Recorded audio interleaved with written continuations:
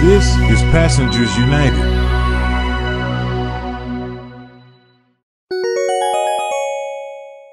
One opposed. 9-1. That's correct. David Mack was the one. All 9 others voted in favor. 9-1. And that's votes now. That's good question. I'll find out for you. I know what you're asking. Was there any abstention? No. Wait, you said they're down. Totally unexpected. Yeah. Honestly. What is your reaction to the board approving congestion pricing? I think it was a done deal. It was a no-brainer that the board would approve congestion pricing. I do believe that the effort to reduce congestion in the city is it's the goal. It has to be the goal. My great complaint here is that targeted service increases are not being done. They're not going to be done on day one. And if you listen inside the room, even in the idea that there are service increases on the 1 and the 6, big deal. Big deal. Nobody's driving that lives along the 1 and the 6. We're talking about targeted service increases in the outer boroughs, perhaps in the far reaches of the outer boroughs that would encourage those who currently drive to get out of their cars and get onto public transit. And also the notion that there's a bus stop or a subway stop within a walking distance of every New Yorker. It's sort of not true. Depends on what the definition of walking distance is. I think they're talking about a half a mile. So if you're a healthy 70-year-old or 75-year-old person, and is there really an expectation that in the middle of February you're going to walk a half a mile to the bus every single day to trudge into the city to go to work and then a half a mile home every day? Every day. I don't think that's a fair and accurate definition of what walking distance is to access public transit. So I think the point that I've been making the entire way through is that this was a moment in time to have a investment in a robust, absolutely robust, greatest in the world public transit system that was accompanied by a disincentive on one hand, which is the central business district tolling, and an incentive on the other hand, which is a massive investment in new public transit options, and that doesn't happen.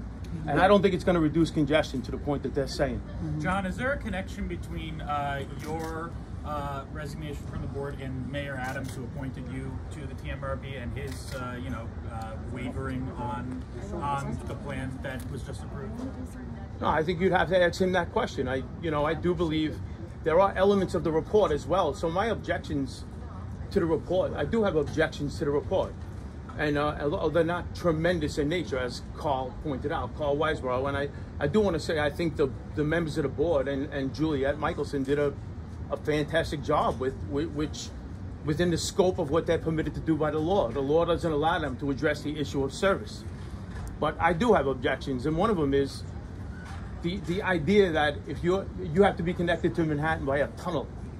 It's ridiculous. If you're coming from Staten Island or you're coming from parts of Queens like Rockaway, you're going over, say you're coming from Rockaway, you go over the bridge, you get onto Flatbush Avenue, it's a straight shot to the city. So you're not getting a credit. But if you live in Jersey, you get a credit. I'm from Brooklyn.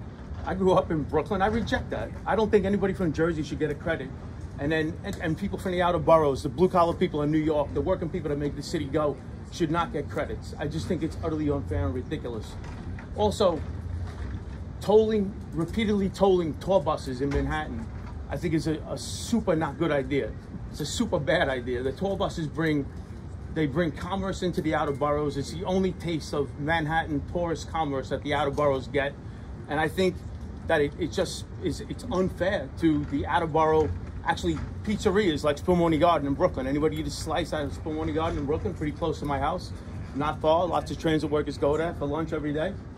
They get a ton of tour bus activity out of Manhattan. I don't know that the tour buses are actually going to go there anymore because they're going to have to get popped by the toll when they come back into the city. And I disagree with that. That's an element of the report that I disagree with. Also, to the chagrin of many people in that room, MTA workers and every other government worker that's compelled to work in that zone, compelled by the city to fulfill the obligations of the city, should be exempted from it if there's no transit option. We have hundreds of city workers that live in New Jersey that have no public transit option to get into the city, period. So what do they expect a nurse to do who lives in New Jersey, who has to be in work at 5 o'clock in the morning and there's no public transit option? They have to drive. They have to drive. They should not be penalized because New Jersey has a crappy public transit system. They should not be penalized.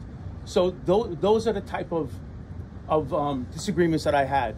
Although overall, I'm a big proponent of the idea that we should reduce congestion in the central business district. I think that reducing congestion will bring commerce into the city. I think it'll bring commerce. I don't think it'll have the opposite effect as you heard, some members of the board are arguing, or some folks on radio in New York City. So, John, you just said that you don't think it's going to reduce congestion. Why? I don't think it's going to reduce congestion because it's only one-sided. It only comes with the disincentive of the tolling. It doesn't come with the incentive of added public transit service. So those who don't have a public transit option, every single person who can afford it is going to drive. That's why every single person who currently drives and who can afford the toll is going to keep driving. If there was a public transit option, even people who could afford it might be compelled to try something new, get on public transit, something novel, a express bus that didn't exist before, express buses in hours that weren't currently running before the tolling happened.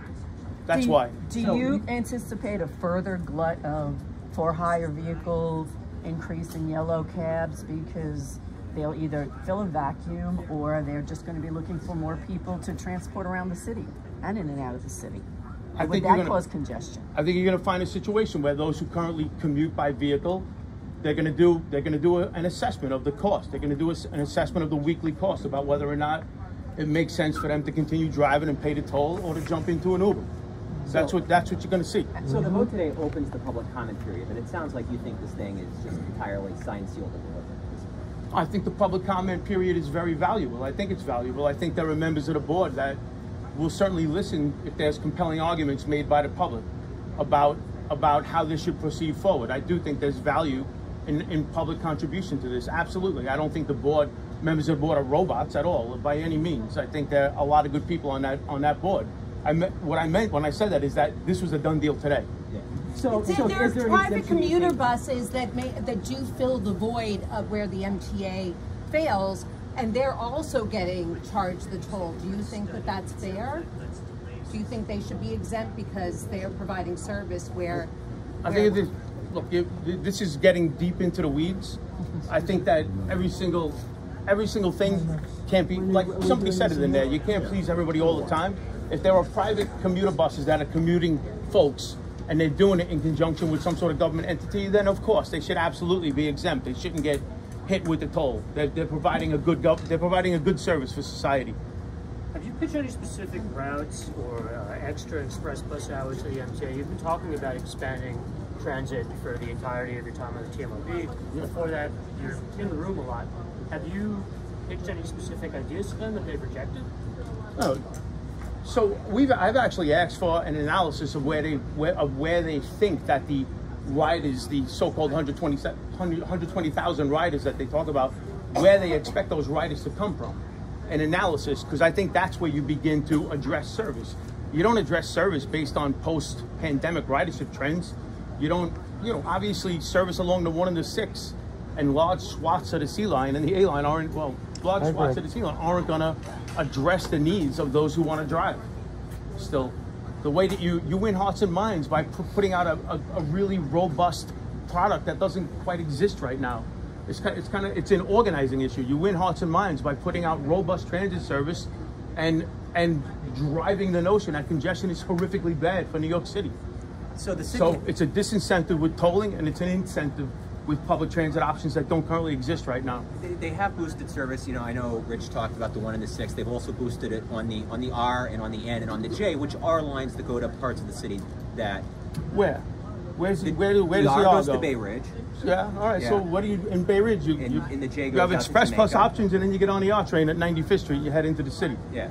But that doesn't cover it for you. Boosting the R and boosting no, the J. but Bay Ridge is not a transit desert. I'm not concerned about Bay Ridge. I'm concerned about places that are 4 or 5 miles from the subway, or places that have express buses that stop running at 1 o'clock in the afternoon. Go all across the neighborhoods of southern Brooklyn. You go to, and then out into areas of Queens where express buses going into the city stop running at 1 o'clock in the afternoon, which is another deep hole in the notion that everybody's walking distance to an express bus. Really, because if you have to be in Manhattan on a 3 to 11 tour, the express buses from Brooklyn and Queens into the city largely stop running at 1 o'clock in the afternoon. So if you're heading into the city after 1 o'clock in the afternoon, you're not a half a mile from an express bus. They're not even running. So if Bay Ridge isn't a transit desert, what leaps to your mind as a transit desert? Because like the councilman down there, Justin Brandon, argues it's a transit desert because all they've got is the R. It's not a transit desert in the sense of the word, where if you go to, say, Garrison Beach and parts of Sheepshead Bay, Marine Park, which are 3, 4, 5 miles from the Brighton line, that's a parts of Queens, parts of Southern Queens, Northern Queens, it's the Southeast Bronx that are miles from the subway, and that have sporadic or one in, one out local bus service that do not have frequent express bus service into the city and out of the city. John, did you raise these specific areas and new ideas for new transit? You know, either in the parts of the TMRB process that we didn't get to see. Sure, but here's the problem: the way the law was written, these issues are not within the scope of the mobility board.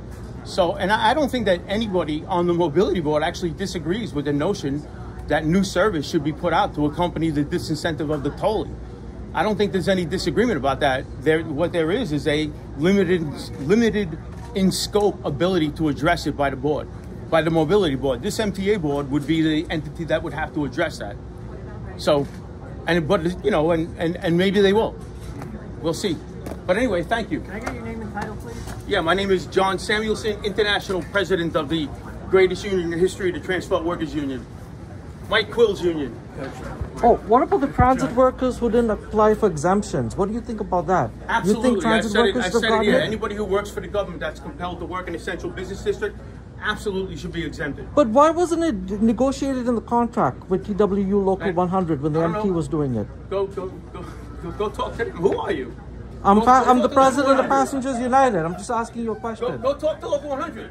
Okay, but weren't you the president of Local 100 at one point? I was, yeah. Okay. Yep. Long time ago. Long time ago. All right. Yeah. Greatest job ever. President of TWU Local 100. Yep. Thanks for watching. To stay up to date with Passengers United, please subscribe and follow us on social media. Learn more about us at passengersunited.org.